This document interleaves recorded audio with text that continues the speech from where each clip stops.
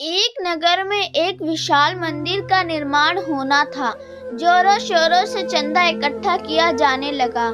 सबसे अधिक धन देने वाले का नाम दान पट्टिका में सबसे ऊपर बड़े अक्षरों में लिखा जाना था। इसके लिए नगर में प्रतिष्ठित लोग लाला मनमोहन राय के द्वार पर पहुंचे और अधिकाधिक चंदा देने के लिए उकसाने का प्रयास करने लगे। इसमें बुराई भी कुछ नहीं थी। नेक काम के लिए चंदा मांगा जा रहा था और लाला मनमोहन राय भी इसमें समर्थ थे।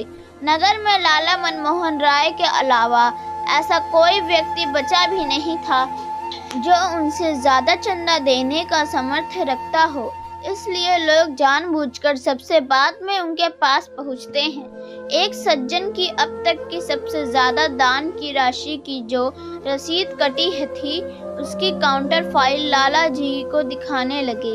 लाला जी ने पूछा कि भाई, मुझसे क्या सेवा चाहते हो? आगंतुकों में से एक ने कहा कि इन्होंने 11 लाख रुपए दिए हैं, अतः आप कम से कम 12 लाख रुपए अवश्य दें, जिससे दान पट्टिका में आपका नाम सबसे ऊपर बड़े अक्षरों में लिखा जा सके।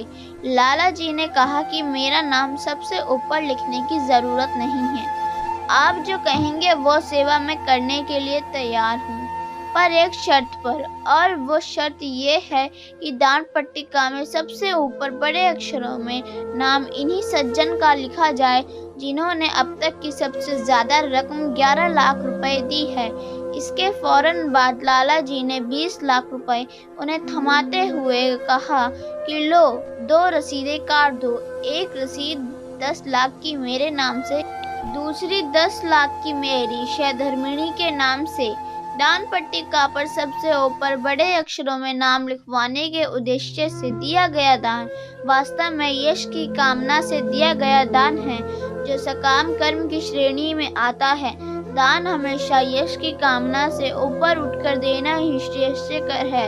यह अलग बात है कि निष्काम भाव से प्रदत्त सात्विक दान से जो प्राप्ति होती है उसका आकलन संभव नहीं।